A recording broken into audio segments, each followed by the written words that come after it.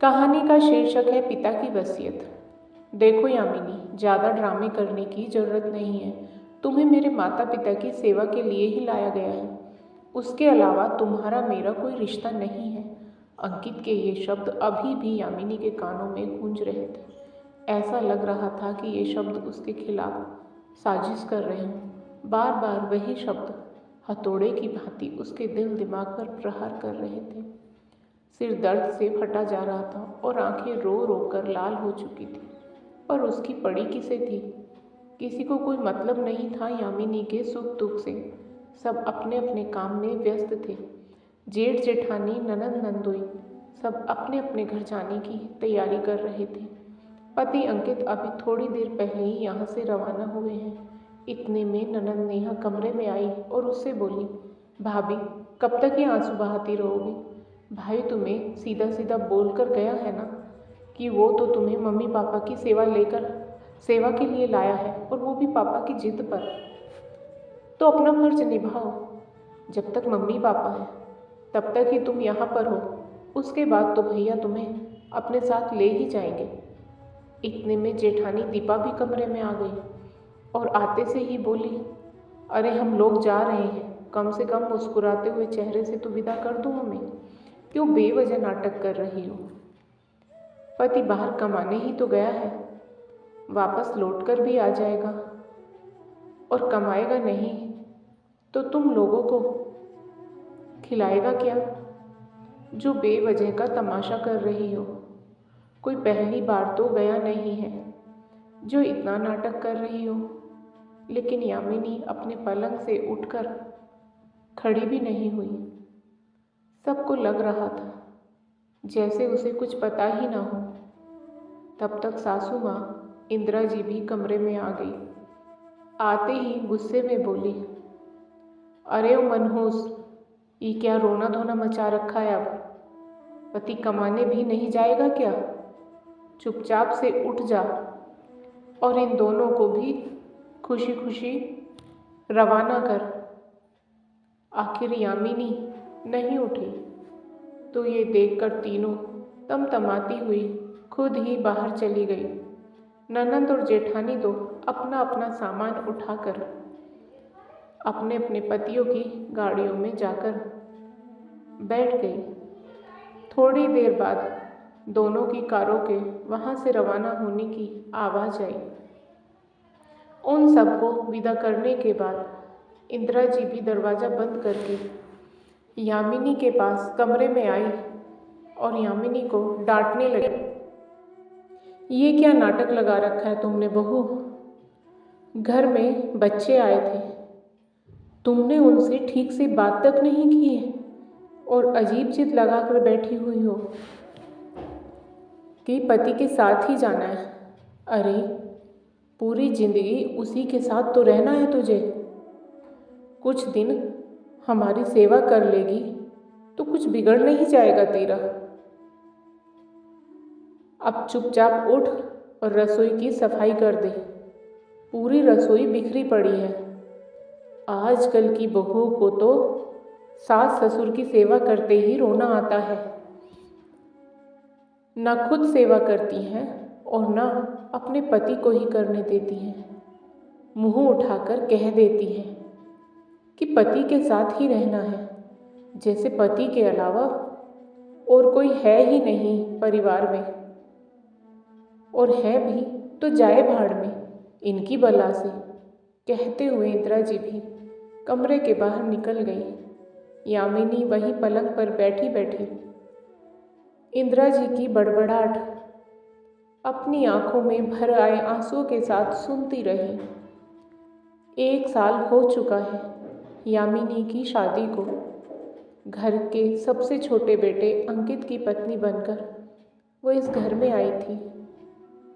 ये शादी अंकित के पिता बलदेव सिंह जी ने अपनी जिद के चलते करवाई थी।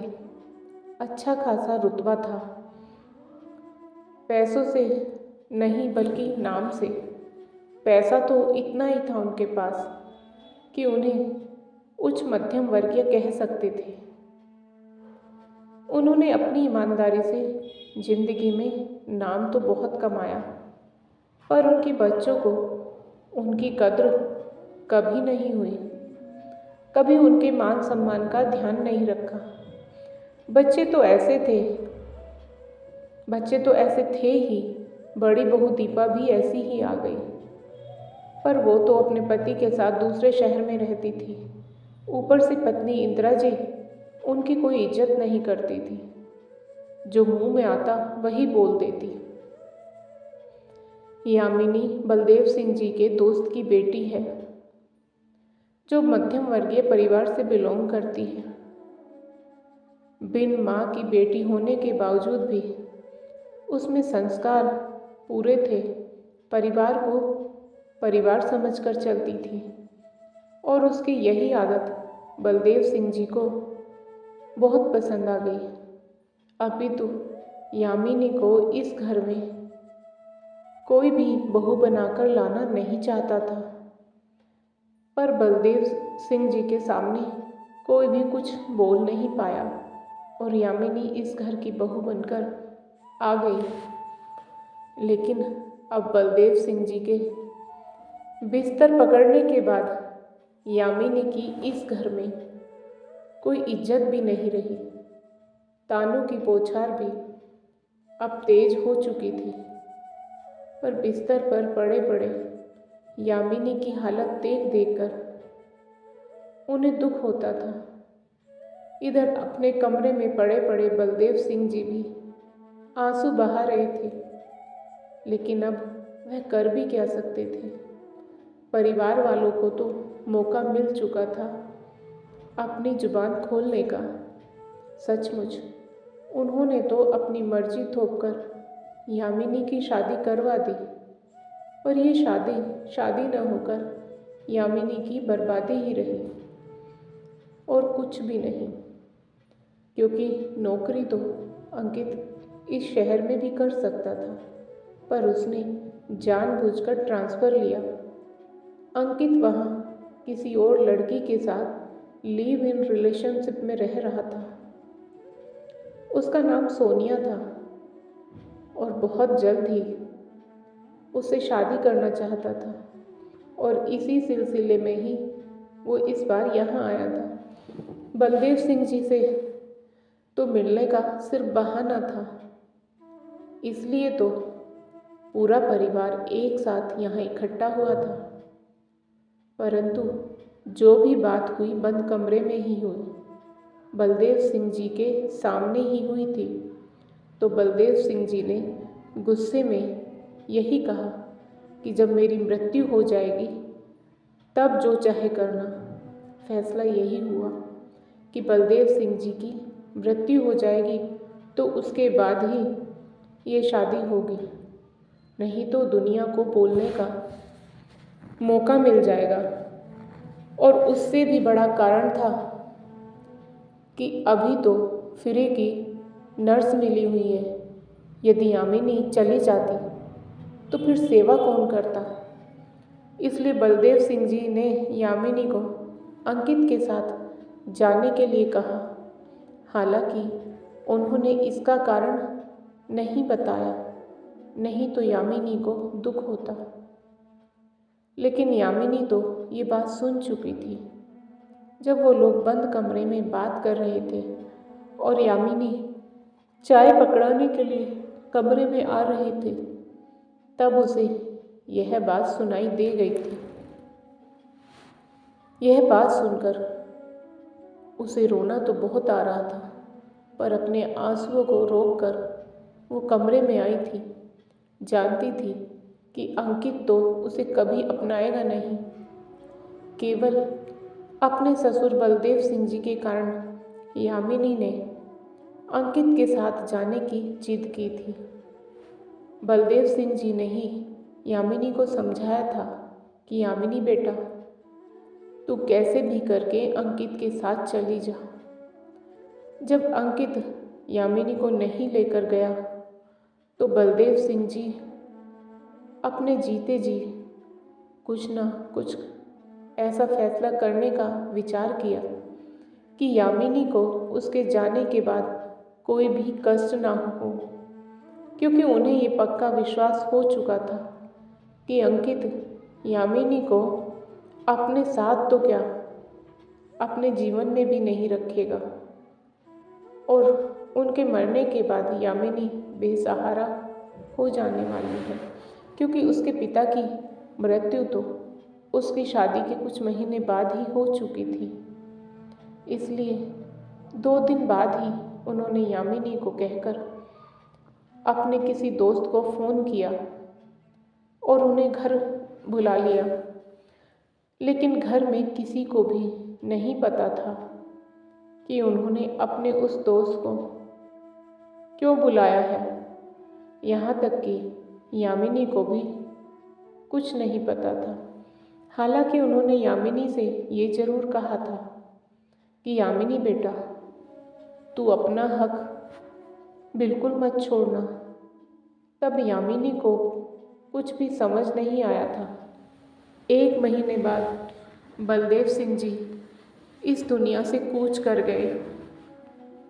तब सारे परिवार के लोग वापस एकत्रित हुए। इस बार अंकित के साथ सोनिया भी आई थी। हालांकि रिश्तेदारों के सामने अंकित ने सोनिया को अपनी दोस्त बताकर ही उसका परिचय कराया था। जब बलदेव सिंह जी की अरेस्टी आदि का कार्य पूर्ण हो गया तो पूरा परिवार एक बार फिर से बाहर कमरे में एकत्रित था। उस समय यामिनी रसोई में काम कर रही थी।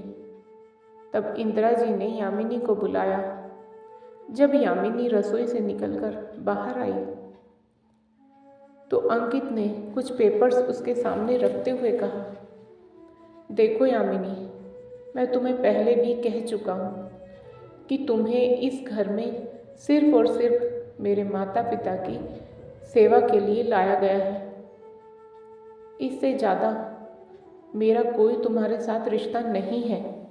अब मैं तुम्हें किसी अंधेरे में रखना नहीं चाहता हूँ। तुम्हें यहाँ रहना है, आराम से रहो। मुझे इस बात में कोई दिलचस्पी नहीं है कि तुम यहाँ रहती हो या यहाँ से चली जाती हो। मैं तुम्हें इस घर से चले जाने को फोर्स भी नहीं करूँगा, क्योंकि तुम्हारा अपना कोई घर नहीं। और हाँ, तुम्हारा खर्चा भी हम उठा लेंगे। तुम यहाँ रहकर मेरी माँ की सेवा करो बस। और अब मैं सोनिया के साथ शादी कर रहा हूँ, इसलिए इन तलाक के पेपर्स पर साइन कर दो। यामिनी ये सुनकर हक्की बक्की सी खड़ी रह गई। जानती थी कि ये होगा, लेकिन इतनी जल्दी होगा इसकी उम्मीद नहीं थी। अभी ये बात चल ही रही थी कि इतने में बलदेव सिंह जी के वही दोस्त वहाँ एक वकील के साथ आ गए तो सब लोगों ने बातचीत का मुद्दा बदल दिया। वहाँ बैठते ही उन्होंने कुछ पेपर्स निकाले और वकील को देते हुए बोले, ये वसीयत अभी 1 महीने पहले बलदेव सिंह जी ने बनवाई थी। वकील साहब, आप ज़रा पढ़ दीजिए। और सबको बलदेव सिंह जी के साइन भी दिखा दीजिए। उनकी बात सुनते ही सब लोग एक दूसरे की शक्ल देखने लगे और इंदिरा जी बोली, ओह अच्छा, तो भाई साहब आप उस दिन वसीयत के लिए ही यहाँ आए थे। जी भाभी जी। पर भाई साहब आपने तो मुझे बताया ही नहीं। कैसे पता चलता आपको भाभी जी? आप भाई साहब के बिस्तर पकड़ने के बाद बैठती ही कब थी उनके पास? यामिनी के अलावा तो कोई उनसे बात करने उनके पास तक नहीं आता था। उनकी बात सुनकर इंदिरा जी ने पूरा सा मुंह बना लिया और फिर बोली, ठीक है, अब आप वसीयत पढ़ो। वैसे भी जानती हूँ प्रॉपर्टी तो हम लोगों में ही बंटनी है। वकील साहब ने वसीयत खोली तो सब लोग सांस थामे उसे सुनने को तैयार हो गए। आखिर सब जानना चाहते थे कि उनके हिस्से में कितना क्या आया है। तभी वकील साहब ने पढ़ना शुरू किया। मैं बलदेव सिंह अपने पूरे होशो हवास में यह वसीयत तैयार करवा रहा हूँ। इस वसीयत के अनुसार मैं अपने तीनों बच्चों को इस प्रॉपर्टी से बेदखल करता हूँ, क्योंकि जीते जी उन्होंने कभी भी मेरा मान सम्मान नहीं किया। तो इस प्रॉपर्टी के 2 हिस्से होंगे। एक हिस्सा मेरी पत्नी इंदिरा को दिया जाएगा, जिससे कि वो अपने इस बुढ़ापे में अपने बच्चों पर मोहताज न हो, और दूसरा हिस्सा मेरी छोटी बहू यामिनी के नाम कर रहा हूँ। उस बच्ची ने मेरे बच्चों से बढ़कर मेरी सेवा की है, तो वो इस हिस्से की पूर्णतः हकदार है। यह सुनकर सब लोग सकते में आ गए। अरे, ऐसे कैसे प्रॉपर्टी से बेदखल कर सकते हैं पापा हम उनके बच्चे हैं। हमारा पूरा हक है इस प्रॉपर्टी पर। हम कोर्ट में जाएंगे, ननद नेहा तिलमिलाते हुए बोली। तभी वकील ने कहा, आपको कहीं भी जाना है आप लोग जाइए। वसीयत बलदेव सिंह जी ने खुद बनवाई थी। कोई भी कोर्ट इस वसीयत के विरुद्ध जाकर के आपको आपका हक नहीं दिलवा सकता। वकील ने जरूरी कागजात इंदिरा जी को दिए और कुछ जरूरी कागजात जो कि यामिनी के नाम थे अपने साथ लेकर रवाना हो गए, यह कहकर कि ये पेपर्स बाद में हमसे ले लीजिएगा, आपको अभी पेपर्स नहीं दिए जाएंगे। बलदेव सिंह जी का हमसे यही अनुरोध था। उनके जाते ही घर में हंगामा शुरू हो गया। देखा, सेवा के बहाने प्रॉपर्टी अपने नाम करवा ली इसने। इतना बड़ा धोखा किया हमारे साथ। जेठानी दीपा गुस्से से बोली।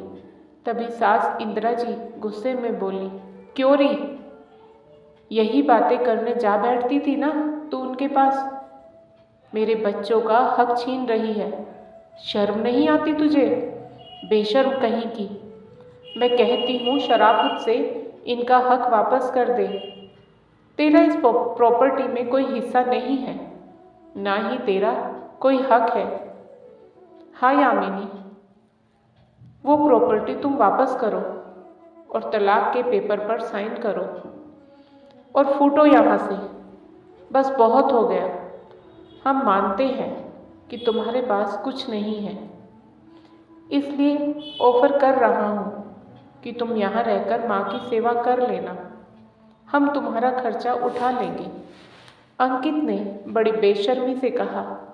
तो उसकी बात सुनकर यामिनी को गुस्सा आ गया और वह गुस्से में बोली, मैंने तुमसे शादी की थी, तुम्हारी माँ को गोद में ही लिया था। जो तुम ये बात कर रहे हो और किस हक से कर रहे हो कि मेरे पास अब कुछ नहीं है। मेरे पास इस प्रॉपर्टी का आधा हिस्सा मौजूद है।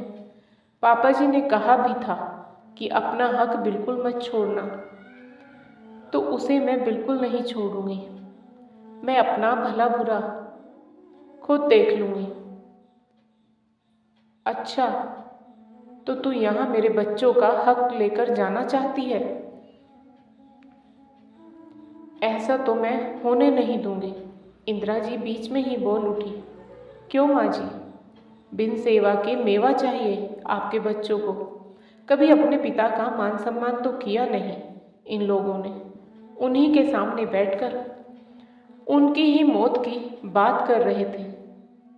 आपको क्या लगता है उस दिन आप लोगों ने वो बंद कमरे में उनके सामने जो बातें की वो मुझे सुनाई नहीं दी थी? वकील साहब कह चुके हैं कि आपको जिस कोर्ट में जाना है आप वहाँ जाइए। और रही बात मेरी, तो फिलहाल मैं यहाँ से जा रही हूँ। और रही बात तलाक की, तो जब तक आधी प्रॉपर्टी मेरे नाम नहीं हो जाएगी तब तक तो मैं तलाक भी नहीं दूंगी। यह बोलकर यामिनी उस घर से निकल गई। उसके इस रवैये से सब लोग हैरान रह गए। कहाँ तो सब उसे सीधी सादी गाय समझ रहे थे और कहाँ वो इतनी तेज तर्रार निकली। वहाँ से निकलकर यामिनी सीधे बलदेव सिंह जी के दोस्त के यहाँ गई। कुछ दिनों बाद जब प्रॉपर्टी का आधा हिस्सा उसे मिल गया तो उसके बाद ही उसने तलाक के पेपर पर साइन किए। एक छोटा सा फ्लैट खरीदकर उसी में रहने चली गई। साथ ही अब जॉब भी करने लगी थी और आत्मनिर्भर हो चुकी थी। लेकिन यहाँ इंदिरा जी बिल्कुल अकेली रह गई, क्योंकि दोनों बेटे में से कोई भी बेटा उनकी जिम्मेदारी लेने को तैयार नहीं था। जिन बच्चों के लिए पति को कभी सम्मान नहीं दिया, उनकी बीमारी में उनकी सेवा नहीं की, तो उनसे उम्मीद क्यों? आज एक पिता ने सही वसीयत करके दिखा दिया कि हक खून के रिश्ते होने से नहीं मिल जाता है। हक लेने के लिए उसके काबिल बनना पड़ता है। तो दोस्तों, आपको आज की कहानी कैसी लगी? कृपया कमेंट करके अवश्य बताएं। और यदि आपको कहानी पसंद आई हो तो कहानी को लाइक करें, शेयर करें और साथ ही जिंदगी सरिता हिंदी स्टोरी चैनल को सब्सक्राइब करें। फिर मिलेंगे दोस्तों एक और नई कहानी को लेकर। तब तक आप अपने परिवार के साथ हंसते रहिए, मुस्कुराते रहिए, खुश रहिए। राधे राधे प्यारे दोस्तों।